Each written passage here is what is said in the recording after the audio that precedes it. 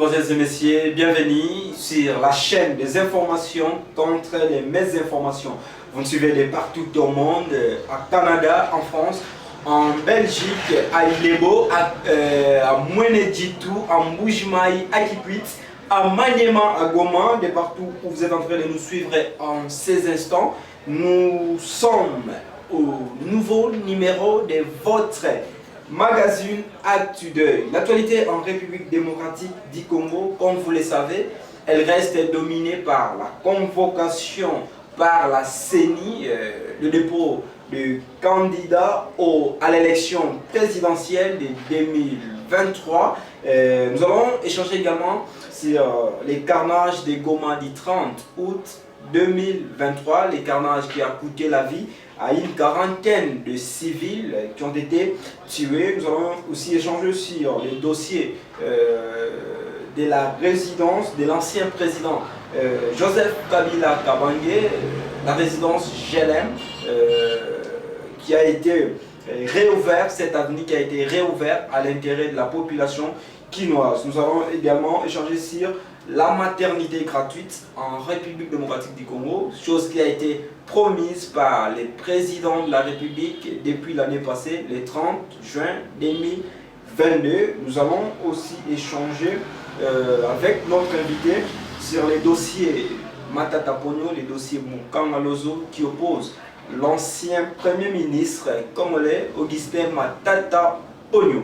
Aussi, on va clore avec l'insécurité dans la ville-province de Kinshasa. Vous savez, il y a certains quartiers qui sont depuis un temps dans l'insécurité. Alors, je ne suis pas seul sur ces plateaux. Nous allons aujourd'hui recevoir sur ces plateaux un analyste maison à la personne de Exaucé Walombois. Il est analyste maison, analyste politique, à qui je m'en vais dire bonjour, tonton formidable, Exaucé Walombois. Bonjour messieurs les journalistes et puis bonjour à tous ceux qui nous suivent de partout.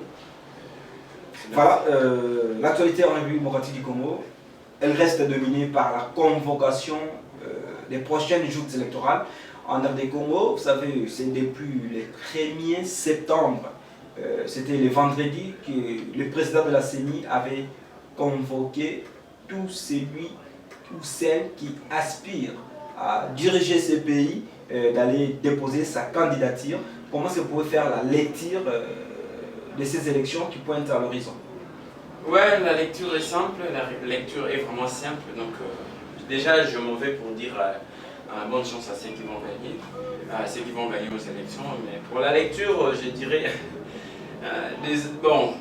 si vous pouvez m'excuser au moins de vous dire d'abord par rapport à vos sujets. Vous nous dites, on va parler à propos de la gratuité à logement et puis carnage de Goma, dépôt de candidature, oui c'est ça, et Bukangalozo. Donc projet Bukangalozo et puis un déblocage de l'avenir GLM. Donc tu vois, tout ça déjà, ça recadre déjà par rapport à, pour moi, selon mes analyses, ça recadre déjà par rapport aux élections présidentielles qui se pointent à l'horizon. Parce que, bon, actuellement, ce qui est vrai, le lourd de la politique, parce que je suis politique de formation, je dirais que les lourds, les gros loups de la politique ne sont plus. Ils cherchent à être écartés. Donc, par rapport aux élections, déjà, nous voyons déjà qu'il y a un jeu politique qui se joue. Donc, nous disons seulement, heureuse chance à ceux qui vont gagner. Hein. Donc, je m'arrête d'abord par là pour ne pas monopoliser la parole depuis un moment. Donc, vous êtes un prophète. Par là, vous voulez dire que l'actuel président de la République démocratique du Congo, M. Félix Antoine Tshisekedi, n'a aucun adversaire aussi comme poids lourd qui pourra peut-être se confronter à lui. Il est donc les candidats favoris. Bon, je ne suis pas un dialéliste, je ne suis pas aussi un porte-parole des X ou Y partis politiques, non, je suis un simple analyste. Donc je dirais que actuellement par rapport à ce que nous voyons, parce qu'il y avait si je peux citer leur nom, il y a M. Matata Ponyo qui est là, et il y a M. Moïse Katumbi qui est là, et il y a le M. Fayoulou qui est d'ici là, donc je ne sais pas, donc il est dans les coucous. Il y a aussi un Il y a aussi Denis Adolphe Mouzitou. Donc il y a les gros loups. Alors pendant qu'il y a des gros loups qui sont déjà de l'autre côté, qui font une minorité. Et ceux qui pouvaient mettre du poids aux élections, qui pouvaient confronter l'actuel président, c'était que, donc, dirais-je, Matata Ponyo, et puis monsieur... Mais jusqu'à l'épreuve du contraire, M. Matata Ponyo, Moïse Katumbi, ils sont pas encore disqualifiés. Ils ne sont pas disqualifiés, mais il y a un jeu politique qui se joue. C'est ce qu'il faut savoir. Parce qu'il y a le procès qui s'ouvre. Mais ils sont justiciables. Oui, ils sont justiciables. Étant citoyens congolais. Oui, ils sont justiciables. Est-ce que c'est l'air? Il faut les juger parce qu'on est dans le nez des élections. On est déjà à la porte des élections. Est-ce que c'est l'air? Il faut les traduire en justice. C'est ça la grande question qu'il faut se poser. Parce que depuis tous ces temps, l'actuel président a déjà fait 4 ans de pouvoir. 4 ans. Il achève maintenant son cinquième année. Alors pendant tous ces temps, qu'est-ce qu'il faisait pour les traduire en justice? Et il a attendu. Donc je dirais, selon mes analyses, c'est un monsieur sage qui a pensé de jouer à un gros jeu, donc que nous ignorons encore tous. Mais est-ce que, parce qu'on pointe vers les élections, c'est une année électorale, vous pensez vraiment que, par exemple, le dossier Bukamalozo, qui a été longtemps dénoncé, Matata Ponyo devrait normalement répondre à la justice. Hélas, malheureusement, que l'ancien Premier ministre, ils ont invoqué avec ses avocats qu'il était malade, qu'il devrait aller suivre des soins médicaux. Et puis, à l'époque où le Sénat ne voulait pas lui enlever des immunités parlementaires, à défaut. Donc, aujourd'hui, est-ce que ces jeux-là, monsieur le journaliste, oui, est-ce que vous pensez vraiment que ce jeu-là, c'est en complicité entre les acteurs, ou soit entre les pouvoirs en place et le Sénat, hier, qui ne voulait pas que l'ancien Premier ministre Matata Ponyo puisse aller comparaître? Est-ce que ce jeu-là ce scénario a été préparé entre le régime Monsieur le journaliste, laissez-moi vous dire que la politique, ce n'est pas celle que nous voyons ici. Et la politique, c'est ce qui se passe dans les combats. Vous voyez, la politique, vraiment là, le grand politique du monde prennent des décisions, en tout cas, nous ne les savons pas. Nous ne les savons pas tous. Mais ce qui est vrai, depuis tous ces temps-là, comment la CENI avait dit que M. Matata Ponyo ne pouvait pas enlever les immunités, maintenant, le Sénat plutôt, aurais-je dire, mais c'est à l'ère actuelle que le Sénat enlève les immunités de M. Matata Ponyo. Sénateur Matata Ponyo. Est-ce que vous ne trouvez pas même qu'il y a un tableau noir qui s'est peint là? Il y a un tableau noir.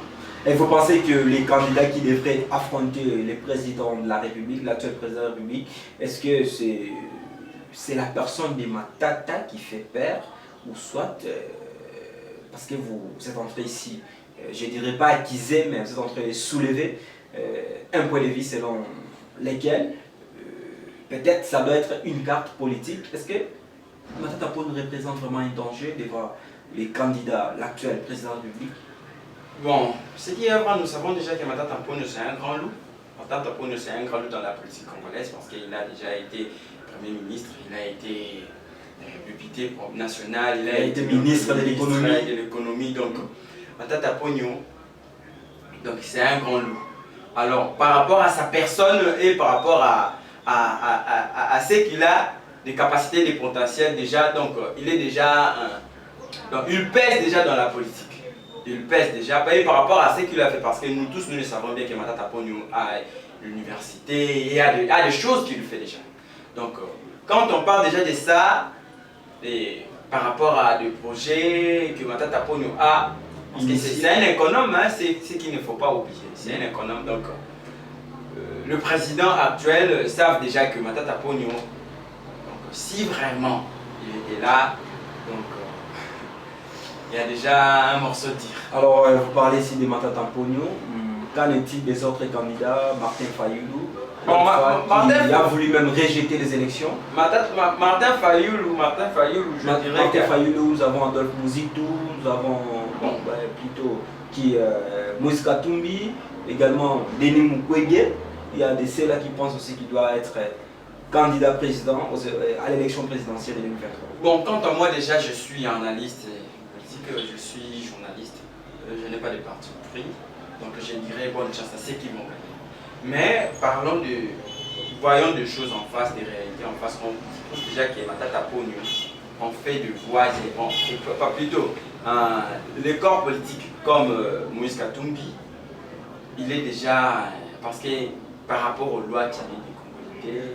La loi n'a jamais été adoptée jusqu'à N'a jamais été adoptée, mais c'est déjà une équivoque dans le tête des Congolais. Vous voyez, il y a même des suppassements bibliques qu'ils ont donnés. Donc vous voyez déjà que ça nous fait peur déjà.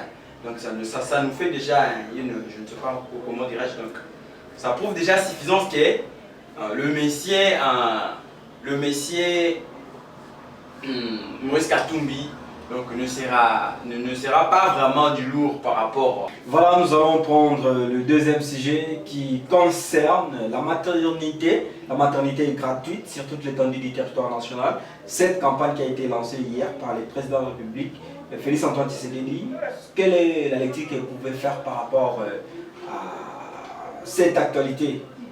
Merci beaucoup, monsieur le journaliste. Quant à ça, déjà, il y a du salive et à boire, comme disent les Français. Il y a à boire et à manger par rapport à ça. Donc, la maternité gratuite, puis la prise en charge de nouveau-nés. Je me demande déjà une question si il y a des équipes qui vont poursuivre de maman ou de fille mère jusqu'à l'ère toi pour l'ère donnée de quoi. Donc c'est déjà une question que pour une prise en charge. Pour une prise en charge, ouais, c'est déjà une question que je me pose. Mais avant de parler de la gratuité de l'accouchement, il faut d'abord penser au taux de natalité. L'RD Congo qui est placé parmi les pays qui, vous voyez, qui a un taux de natalité plus élevé au monde. Ouais, c'est ça. La RDC occupe déjà la 16e place, si je ne me trompe pas, du taux de natalité. Au monde, 16e place, taux de natalité. Donc nous sommes déjà à la hauteur. Nous sommes vraiment, je ne sais pas, comment dirais-je. Dans la RDC par rapport à la natalité, il occupe parmi les plus grandes places. Donc quand on veut parler de la natalité, il y a déjà par année au moins, il y a 6,21 enfants qui naissent. Tu vois, par femme. Quand on dit par femme, donc 6,21, donc on peut mettre par kilomètre. Ce n'est pas toute la RDC sur tout intendit. Non, c'est sur kilomètre. Par kilomètre, 6. Donc 6 femmes sur 10. C'est ça. 6,21 enfants qui naissent par kilomètre. 1 kilomètre.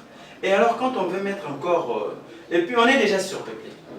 On est déjà surpeuplé dans le peuplement et la population actuelle est de 995 894 000. C'est encore estimatif parce que jusque-là nous n'avons pas des chiffres vrais, des chiffres exacts. Oui, monsieur le journaliste, quand on estime, on prend plutôt, ce sont des précautions par rapport au calcul moyen.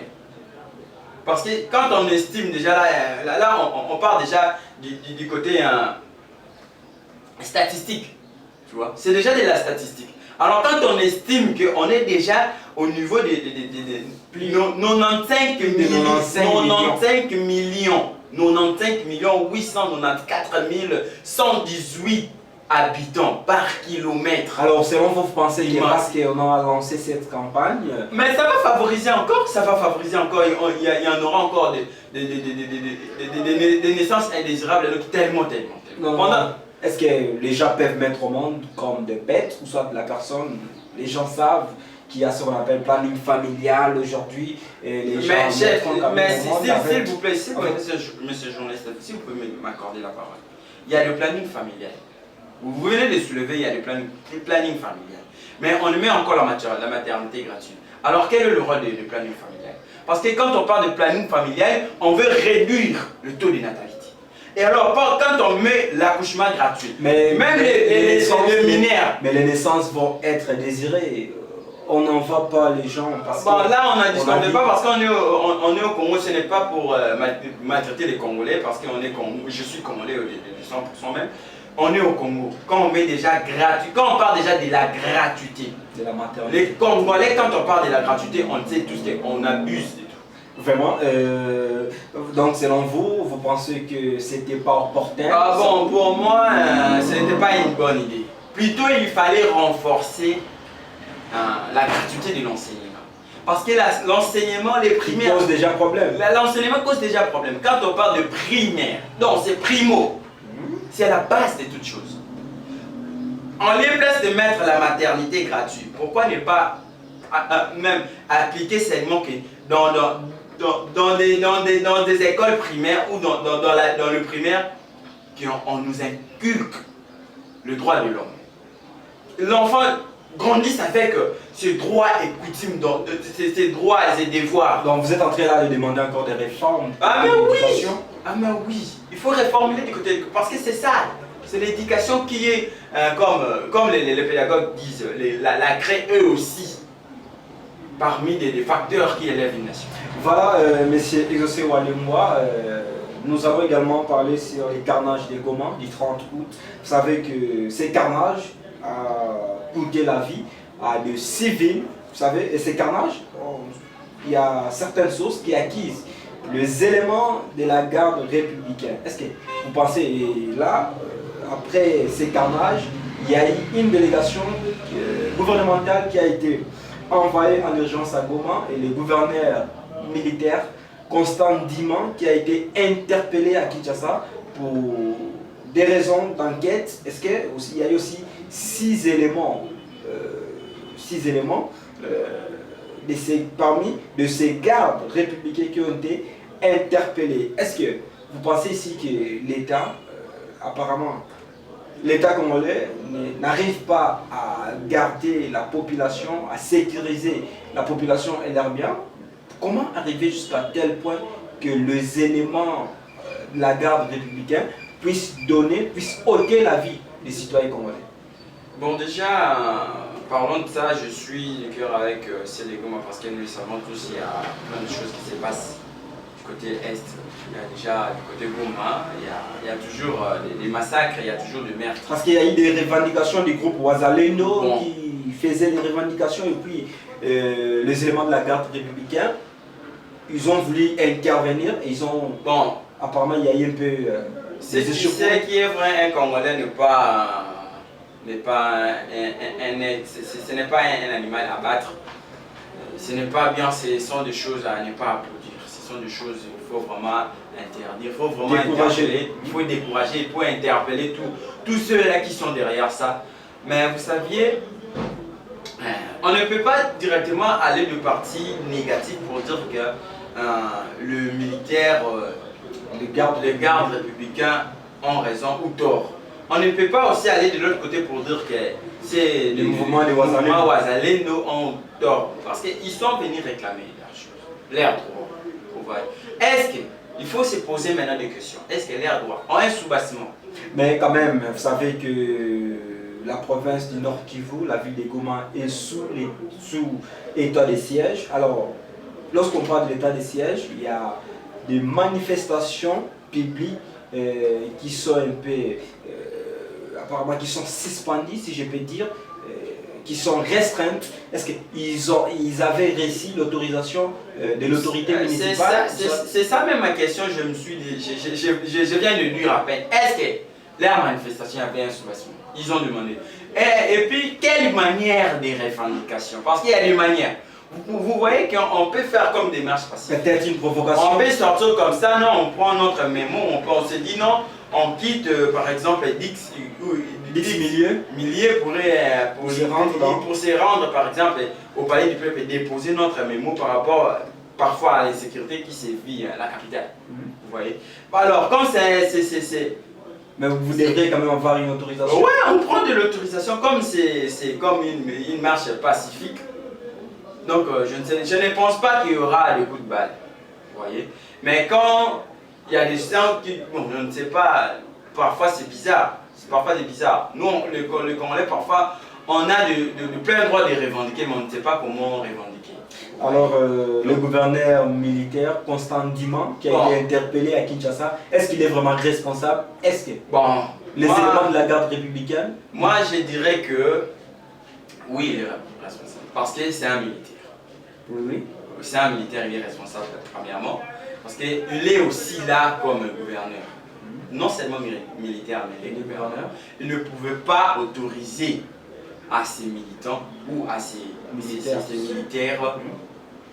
d'ouvrir le feu sur les citoyens, de paisibles citoyens qui n'ont rien, qui n'ont pas de armes. Ici, on ne peut pas affirmer que c'est lui qui leur avait donné l'autorisation ou non, parce qu'il est juste gouverneur, bien qu'il soit militaire, mais il est gouverneur dans une province aussi sous l'état de siège. Bon, si je peux rectifier par rapport à ça, il n'a pas donné des ordres, mais au moins ouvrir le feu aux paisibles citoyens. Parce que ce n'est pas, lorsqu'il y a déjà 48 citoyens qui sont tués. Plus de 43. Plus de 43. Selon certaines sources. Donc selon certaines sources que moi j'ai ici, c'est 48 citoyens tués. Donc, commencer par 1, 2, 3. Arriver à 48. Comme si on était dans une guerre. Comme si on était dans une guerre. Donc c'était déjà une chose là. Donc comme on l'a déjà interpellé, que l'État fasse son boulot. Voilà, ici notre analyste demande à ce que la justice soit faite. Il faudrait qu'on puisse, parce qu'il y a eu déjà une interpellation du gouverneur militaire ici à Kinshasa, aussi on parle de près de 6 éléments de la pourquoi et on parle ici de plus de 6 éléments qui ont été également 6 éléments de la garde républicaine qui ont été interpellés ici à Kinshasa. Il faudrait que l'État puisse faire son travail avec impartialité. Voilà, Monsieur Exaucé Walomwa, nous sommes en train de chiter. Alors nous allons parler de ce dossier qui fait aussi couler de l'encre salive ici dans la capitale congolaise. Le président, l'ancien président Joseph Kabila, lorsqu'il était au pouvoir, l'avenue Gelem dans la commune de Ngaliema a été barricadée. Il n'y avait pas accès, la population ne pouvait pas passer. Mais hier, nous avons assisté tous dans des réseaux sociaux, il y a eu des éléments qui se sont présentés pour essayer de réouvrir cette avenue. Ça pouvait avoir pouvait faire quelle analyse par rapport, parce que nous sommes dans une année électorale, les élections pointent à l'horizon, c'est une provocation ou soit c'est aussi un droit de la population d'avoir accès dans... Bon, logiquement... Bon, comme je disais, juridiquement parlant déjà, la population congolaise a le droit de circuler partout. Donc, on a déjà le droit de circuler partout. Dire que barricader la route pendant que le régime était en place, le président était en place, ça pourrait être logique. Mais ça crée déjà l'illogique quand tu n'es pas. Parce qu'il n'est pas en place. Et puis, s'il pouvait barricader, logiquement parlant, c'est plutôt sa concession ou sa résidence. Mais ce n'est pas la route, parce que le sous-sol appartient à l'État. Donc ici, il ne s'agit pas de l'encharnement ou soit des provocations. La politique, souvent, on ne sait pas tous, mais ce qui est vrai est que, offrir déjà la route... L'avenue Gelem. L'avenue Gelem, c'est déjà... Bon, pour moi, selon mes analyses, ce n'est pas une mauvaise chose, c'est déjà une bonne chose parce que c'est déjà un artère qui aide déjà au moins, qui relie d'ailleurs, il faut savoir, qui relie Ngaliema et Gombe. Alors, ceux qui habitent aux alentours avaient des problèmes pour passer. On les place d'arriver, c'est difficile. L'accès était difficile, ouais. On les place d'arriver, c'est il faut faire des contours pour entrer. Donc c'est déjà une des bonnes choses. Parce que quand on part, c'est une route. C'est une route. Donc c'est à l'intérêt. C'est à l'intérêt national, ouais. C'est parce que c'est une route. Ce n'est pas une parcelle, tu vois. Ce n'est pas une parcelle. Et puis il faut savoir. Mais c'est sa parcelle, sa résidence qui a été touchée. Parce que et là, on nous a signalé qu'on voulait même. On a même touché. À sa clôture. Bon, c'est ça le mal avec les Congolais. On agit parfois bizarre. On peut avoir raison, mais notre façon d'agir, ça nous crée du tort. Ouais, on perd notre raison. Pourquoi? Parce qu'on les a dit d'ouvrir les artères, l'artère qui relie le Ngaliema et la commune de Gombe. On n'a pas dit de toucher à la résidence, du président honoraire. Vous voyez? Donc, c'est déjà une des très bonnes choses, ouvrir. Et parce que quand on dit déjà c'est président honoraire, donc l'artère c'est à l'intérêt général. C'est à l'intérêt général. Et puis il faut savoir, c'est la politique, hein, c'est la politique parce qu'il y avait déjà l'artère était barricadée. Ça doit être une sorte de la provocation. Bon, ce n'est pas de la provocation, mais c'est une chose de dévoiler les secrets. C'est une chose de dévoiler les secrets. Parce que nous approchons vers la campagne électorale. Nous sommes vers. Ça doit peut-être être une sorte de déstabiliser. Dans moins de 90 jours, dans moins de 90 jours, il y a des élections. Donc c'est une façon de dévoiler les secrets. Ils veulent montrer dans la face. Est-ce que c'est une bonne façon de faire les choses? Bon, logiquement, état de droit, logiquement parlant, ce n'est pas de la manière de la sorte. Barricader ou réouvrir la route, c'est normal. Mais toucher à la résidence au bien privé, donc là c'est déjà d'un citoyen. Ouais. Sénateur honoraire qui soit. Un sénateur aussi. Un ancien président de la République. Donc ce n'est pas une de bonnes choses. Bien sûr que c'est une sagesse que le président en place joue. Parce que vous pouvez imaginer, au veille des élections, il touche procès Bukamalonjo, il touche un procès de président honoraire, et en même temps loi Tchani de Congolité, ça prend de l'allure. Donc c'est déjà une sagesse là, et puis c'est une chose là cachée dedans que nous ignorons encore. Est-ce que le président de la République, l'actuel président de la République, a-t-il peur de ces challengers, ou soit il cherche juste à les déstabiliser, d'abord mentalement? Bon, c'est tout à fait.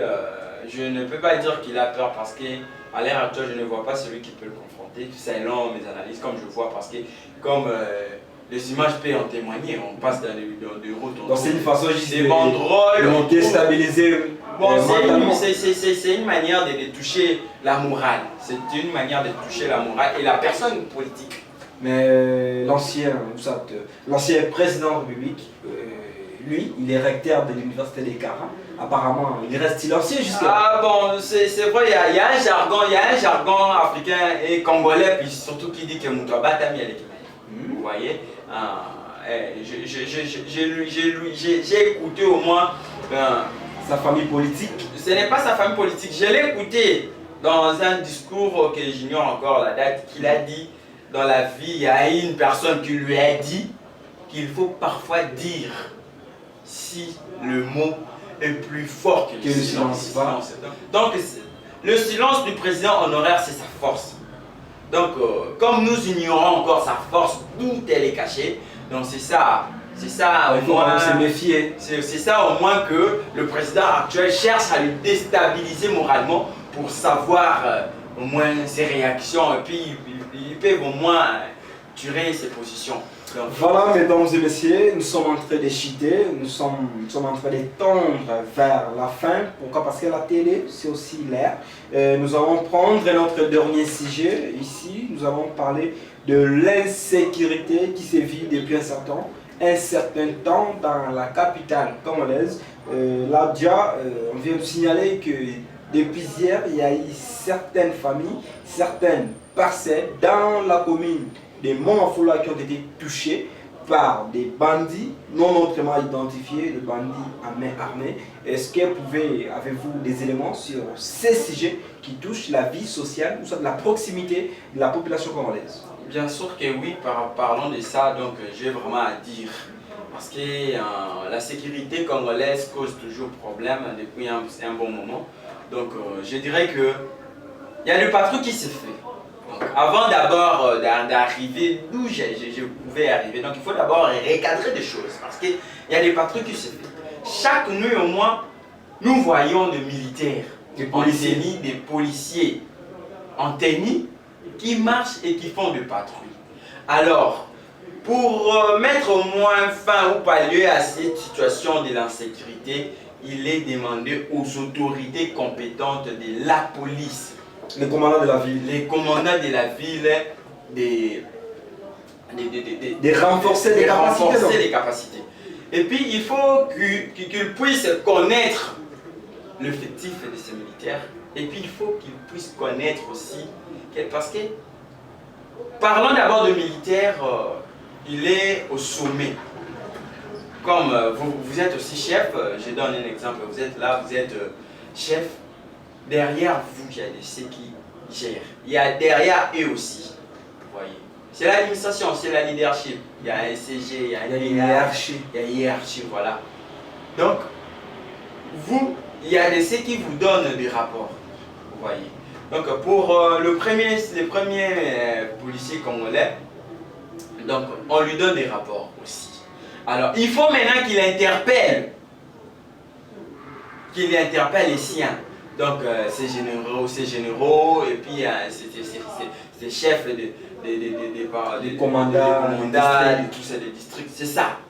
Donc, parce que je peux dire une chose, on est là dans une famille.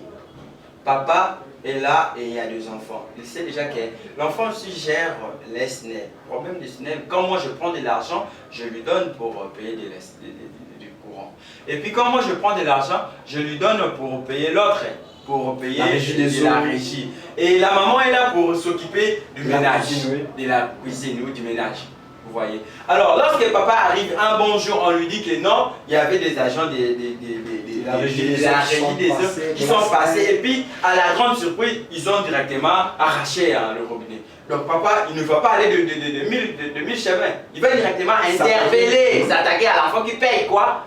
Les factures de la régie des eaux de la SNEL. Vous voyez. Est-ce qu'aujourd'hui les problèmes, ces policiers qui ne sont pas identifiés, sont-ils qualifiés? Compétents? Ouais, c'est ça. Ils ne sont pas d'abord compétents. Parce que la majorité des désordres qui sont sémés ici dans la capitale, ils ne sont même pas instruits. Non, ce sont des policiers qui créent des désordres. Là, je le dis tout haut, ce sont des policiers qui créent des désordres. Les policiers qui devraient normalement protéger la population. Imaginons. Mais apparemment, lorsque vous rencontrez un policier, mais il faut fuir. À l'heure actuelle, il faut fuir. Lorsque vous manipulez le téléphone la nuit, dans un coup de route, même 19h, vous rencontrez un policier, il faut aller se fier chez un homme que vous voyez costaud, géant, il peut vous protéger qu'un policier. Or, c'est le contraire. Leur rôle, leur mission régalienne, c'est de protéger la population et leurs biens. Or, c'est le contraire. Vous voyez. Donc, quand je dis que les troubles qui se sèment à l'heure actuelle, ce sont les policiers. Pourquoi? À qui cette faute? À qui incombe la faute? Bon, la faute revient aux recruteurs de la police. La faute revient aux recruteurs parce qu'il y a des éclaireurs qui ne sont non identifiés, il y a des trucs bizarres qui se passent dans la police. Est-ce qu'il fallait revoir les critères de sélection de ces policiers? Si la politique congolaise mérite être, je ne sais pas, le terme m'échappe encore, hein? Même l'administration congolaise, la politique congolaise doit être revue. Doit être revue. Il faudrait qu'il y ait des réformes. Voilà, c'est le mot qui intervient, qui convient même.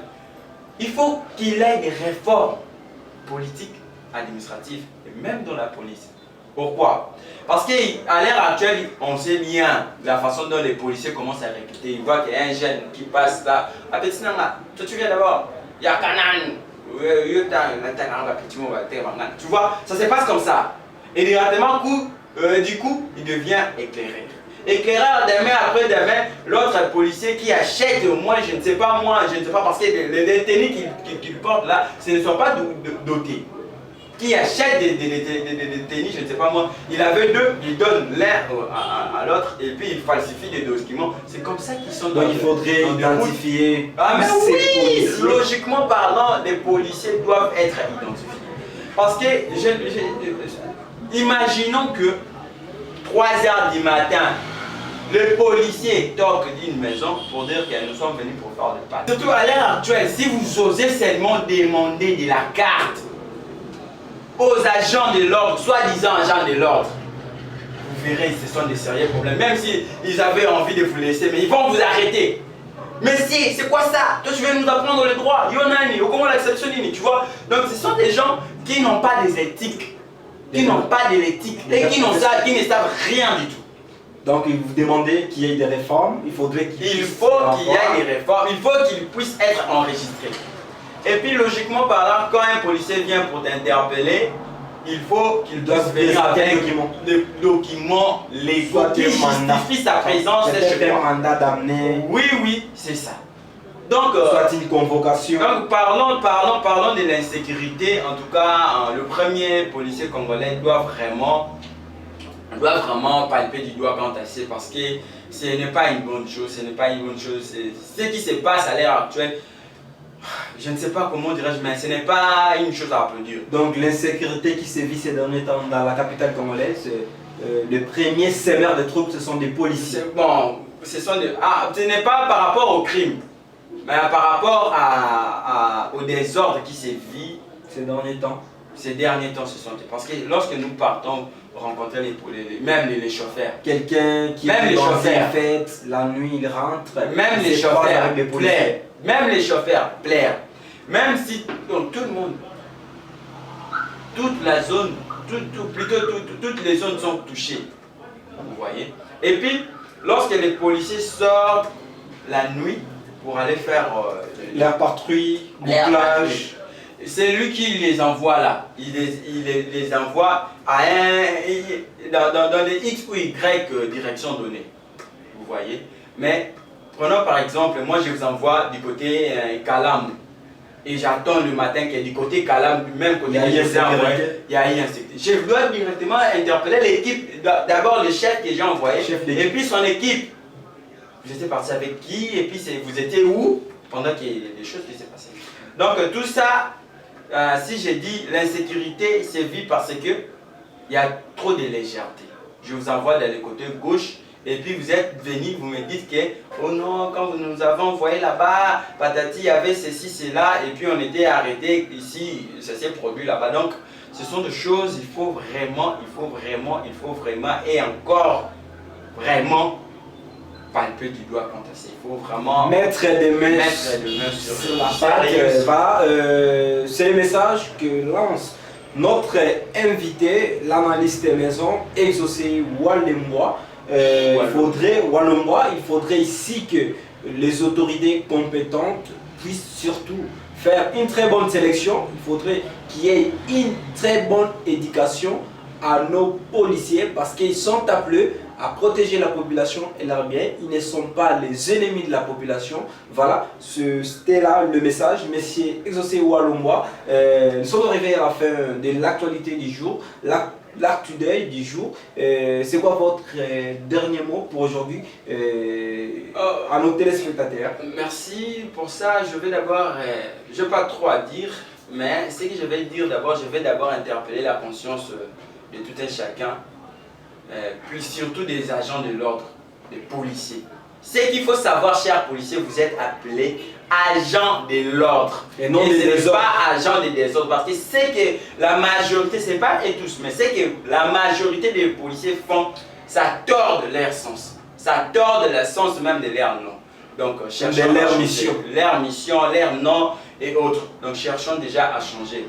Et déjà, si je peux demander aux gens déjà, je ne vais pas passer comme ça sans pourtant dire féliciter au moins ou soit saluer les gens. Donc, déjà pour la politique, congolaise, donc vous savez déjà, quand on parle de procès Bukangalonzo, on voit un procès de la réouverture de l'artère GLM et puis autre chose. Donc nous voyons déjà que ce sont des politiques là-dedans. Des jeux politiques. Ce sont des jeux politiques. Ce sont des cartes qui se jouent. Donc parce que nous sommes à la veille. Approche des élections. Donc c'est dans quelques mois ici. Donc là, déjà, par rapport aux élections, je dis déjà bonne chance à ceux qui vont gagner. Parce que nous sommes là en train de, on va seulement faire. Nous sommes mis l'église au milieu du village, donc nous sommes là, on va toujours faire ce que nous pouvons. Et puis on va toujours dire ce que nous, on va dire ce que nous allons dire là. Parce que on ne va pas se taire lorsqu'il y a des choses qui ne marchent pas, on va dire. Et s'il y a des choses qui marchent, nous serons là pour applaudir.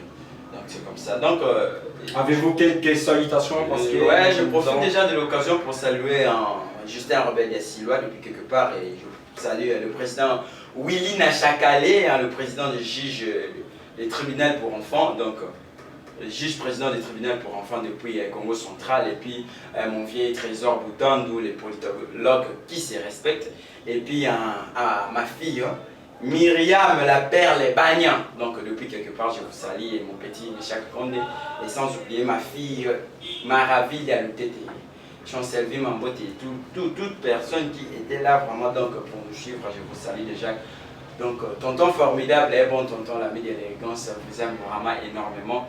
Et surtout, je nous demande de nous abonner massivement dans la chaîne du C4 Télévision pour ne rien zapper des analyses et puis de l'information pure et traitée dans son impartialité. Donc, c'est ça. Merci mesdames, mesdemoiselles et messieurs pour votre attention soutenue. Je vais aussi dire un grand merci à la famille Iwawa, à la famille Loupacha, à toute la grande équipe de JC4 Service Agency, notre agence partenaire qui ne cesse de nous accompagner. Nous disons aussi un grand merci à l'équipe JC4 Télévision.